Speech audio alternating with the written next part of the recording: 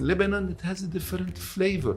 Okay. And that flavor is unique. We need to preserve it at the local level because it's not just in the name of principles, it's of the name of return. Our program is not just about giving tools and giving knowledge. It's about coaching the people. This could start at the very grassroots level, at the local level, Yes. at the local governance level. Balance is definitely key for the combination of social, environmental, and economics. If you like your village or your city, if you like your country, if you like to serve, there is a way to do it.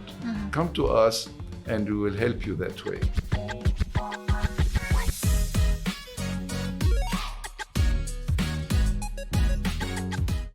Hi everyone, and welcome to a new episode of Voices of Excellence. Today I'm joined by Dr. Salim El Sayegh, the coordinator of the Diploma of Municipalities and Local Governance.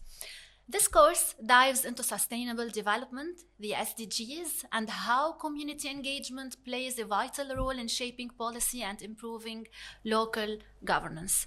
Good morning, Dr. Salim. Good morning, Jessy. Thank you for being with us today. My pleasure. So let's go with a quick overview of what this course is really about. This course is about developing skills of people involved in municipal work, sustainable development at the grassroots level, the municipal level. It is about empowering people in the NGOs and in the municipal field to join efforts in order to promote what should be needed or what is needed to attract donors, to attract funds, and to engage communities in fostering the best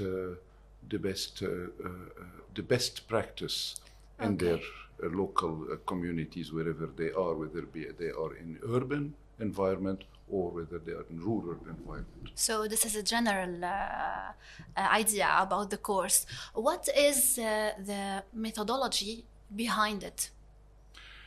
Actually, we have developed this diploma with 5 certificates, 2 certificates related to management, another one related to the legal aspects, and then about compliance, because most of the municipalities have problems with compliance to norms, to regulations in Lebanon, applies to law.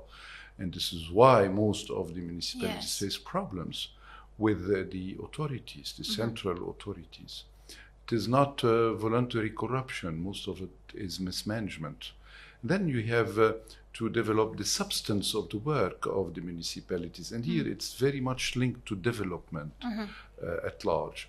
And then we have more technical skills related to local project management, how to write grants, how to attract donors, then how to participate with the local authorities, how to have more inclusive communities, most related to youth participation, women participation, because it's believed that those are marginalized in the municipal elections. We have seen in Lebanon that some efforts were done in the recent elections to have more youth and more women. Wherever they have new, fresh people coming into the field, we have seen more possibility for winning the elections. People like change, but the problem is that we don't have the right people to bear that change and to carry it on for the needed to a happy ending. Yes, that makes a lot of sense. So we're gonna go through the students, through the youth, and through the skills. But first, let's talk about why the Nexus approach is really important for the sustainable development. You know, the Nexus approach is something that humanity has practiced since ages, even before the industrial revolutions.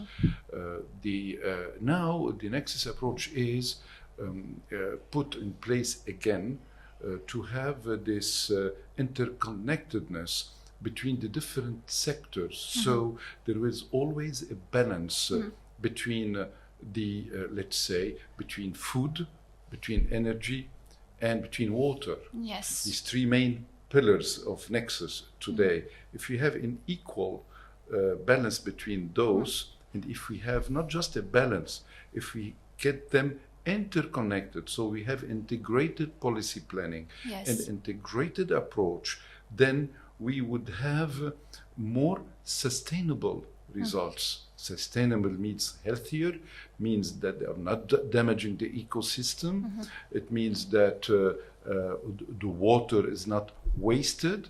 It means that the waste is better managed. It means that the best use of land, etc., etc. This is not only something related to central government to be done at the central government or at the regional level. This could start at the very grassroots level, at the local level, at the local governance level. This is why we have kind of a bottom-up approach where we can link together the NGOs, the civil society, the private sector, the public sector, local public sector, and have them cooperate to avoid conflicts later on. Practically, when you want to develop a water plant, this could be damaging to environment. But if we have the right solar panel, and then we can have better energy management, and then if there is electrical shortage, we know that the machines are going to function to, for example, have continuous flow of water from wells that are authorized by the government to irrigate the land. I'm giving a small, the use of fertilizers, the use of things that should be always be done to help the community benefit from the best hands-on technicalities and technologies available. So, Doctor, it's great to see that the course aligns with global goals. So let's go for now. Let's go deeper into the local context. Yes. Listen, the nothing in related to principles should be remain just mere deeds and slogans and kind of what we see in the programs and the different municipal elections. We have seen them just highlights of what should be done. You see that all of them are more or less done by the same brain. Okay. We need to contextualize. We need really to go into exactly what is needed. Some communities where we have diversity, cultural diversity, we need to have a good facilitator. You have to provide cultural space to have intercultural dialogue. We need to solve problems many times with among the social classes. When you have suburban areas and people mixing in the same school. So we need to get the school principals involved with the municipalities, with the parents, with the private sectors to develop a common spirit in the area. We see this in Akkar area, in Bekaa area, in suburban Tripoli, for example, in suburban Beirut, in suburban Saida. We're not going just to isolate one village and say doesn't apply to us. Okay. So, Doctor, what makes the combination of social, environmental, and economics aspects so critical? Why? Yeah, they are critical because if this interconnectedness is not done, we will see, for example, a development of the industrial sector in one municipality. Though there is a master plan done by the government, but there we will see that sometimes there is not taking care of the environment of the city, of the village. Maybe we have to make a balance? Yes, it is. Balance is the minimum. We need more integrated. It means that we'd like to see how the industrial sector is to be involved, first of all, in the corporate social responsibility. It means how they are going to create jobs for the Yes. people of the village, one, and two, how they are not going to damage the village. Yeah. We see, for example, touristic plants put on a certain beach. We see destruction of the site, Yes. sometimes historical site, regardless of the laws and what have you. But in the name of development, that development is not sustainable. That development is destructive of the environment. It's going to not give you sustainable tourism, okay? It is not going to create jobs tailored to the possibilities of the area, because this will be employing most of the time low-skilled jobs, i.e. foreign jobs, so not creating real jobs for the people, and forbidding the people of the city from going to the beach if they not pay the adequate fees. Whereas we are not against the development of sea resorts, but this should be done through dialogue between the community and inside the community, so there will be no conflict. And therefore every community would like to see touristic sites developed on their land, provided that they respect the social development goals universally agreed upon. It means that they should be respectful of the environment criteria, which would attract tourism as well.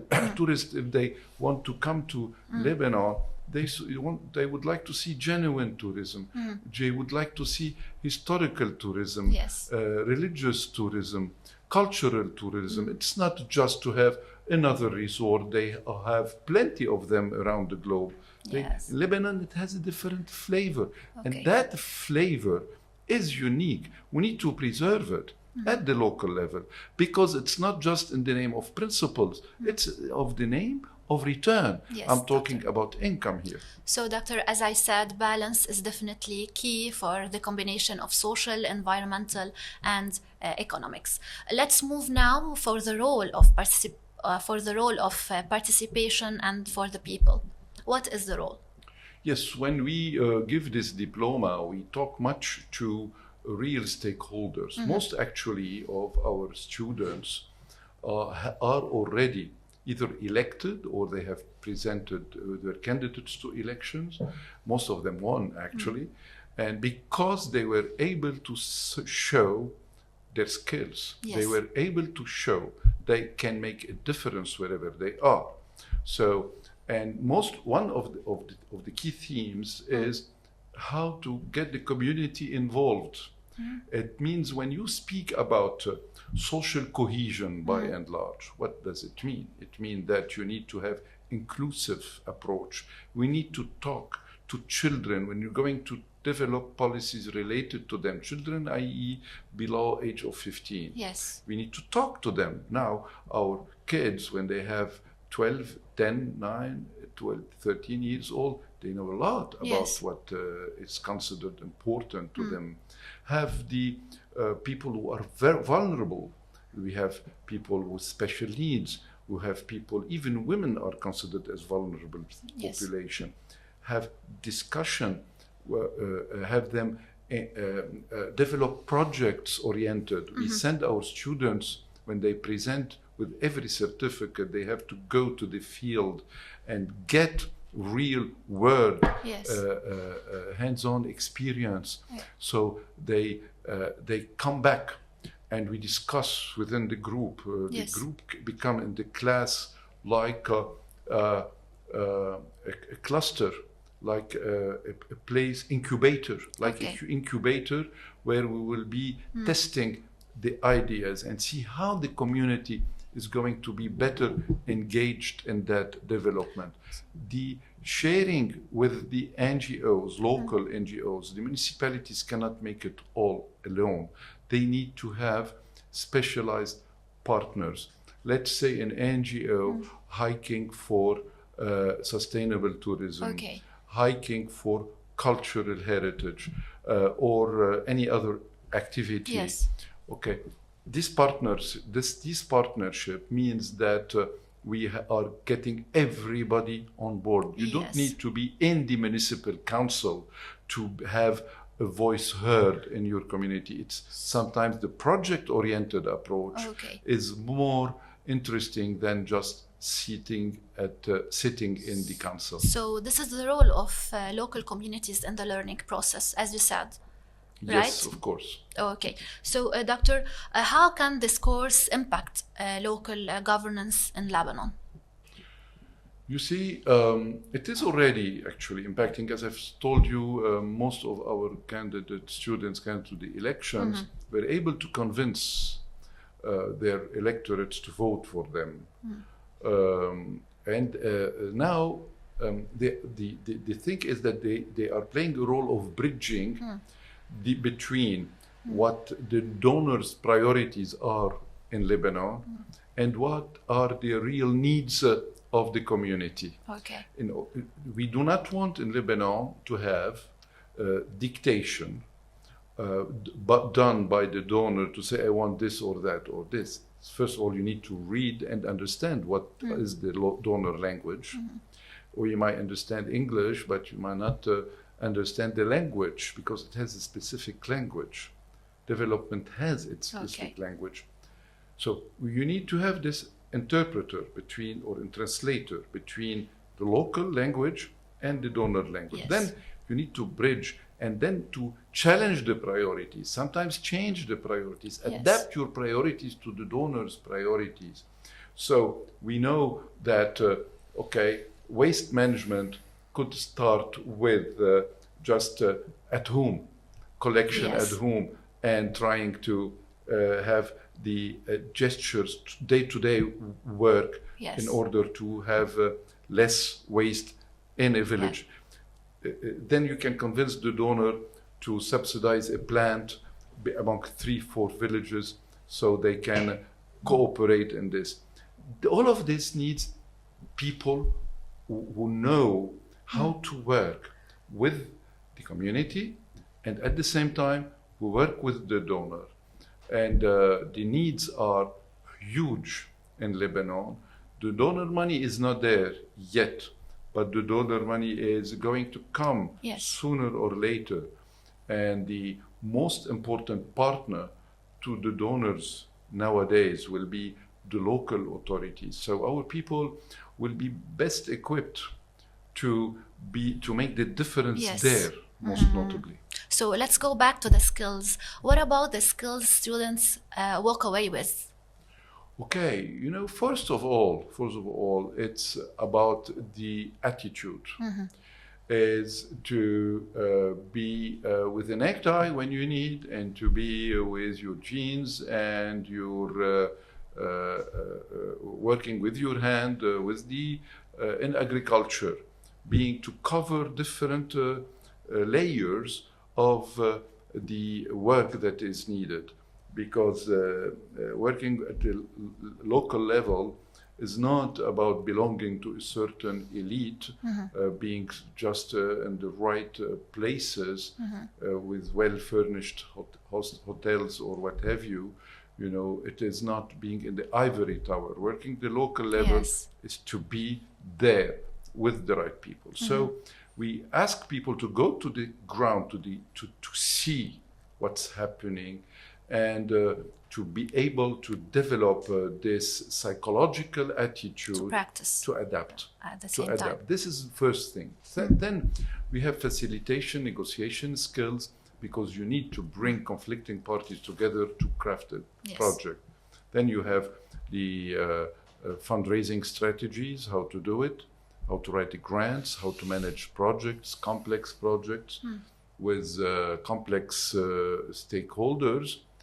Because here we're not talking about state to state, we're talking about sometimes illiterate people on the ground, but who are in need, and people who are very literate, who are providing the means for them. So this is important. About the skills as well, the people know how to talk to lawyers, how to know to talk to the central administration, because they will study the laws that are needed, the language of the municipalities that you need to know how to do it. There are communication skills as well, because most of the work with the communities is about communication, Okay. whether it be a mayor or an advisor or a volunteer in those municipalities. So that's a powerful impact, Doctor. I think actually what I'm seeing, touring the country and seeing different municipal councils that are elected, all of them are asking me and telling me, we lack knowledge. We are now there. We have reached what we wanted. We're elected. Yes. But then what are we going to do next day? And our program is not just about giving tools and giving knowledge. It's about coaching the people who are coming to see us. Yes. Among 30 students are registered now in the course. Throughout the election days, they were calling us, and we are a bunch of some professors coaching them day-to-day basis about rules, regulation, how to do it, Coaching how and to training. present your case, and we have the purpose later on to shadow as well, do some shadowing. It means for those who are elected municipal councils who would like to Yes. be accompanied by our experts, we will be there. We have started this actually as a pilot in one municipality in Hamana area in the middle of the mountain. Okay. And one of our professors spent a day with the municipal elections to tell them what to do and to sensitize them to get more skills and how to get them. And some of them expressed their interest to come to our program and follow it all together. Hamana, where in Hamana? There's a lot of In the villages municipal there. elections. Okay. And the municipal council. Okay. They went Okay. to the municipal council that Amazing. is newly elected. Wow. Yes. So, Dr. Sayegh, at the end, what message would you give the students or professionals interested in the sustainability? Sustainable development and local governance now is the future. Whatever is the regime change in Lebanon, whether it is central or decentralized, whether it is the actual situation or it is going to progress.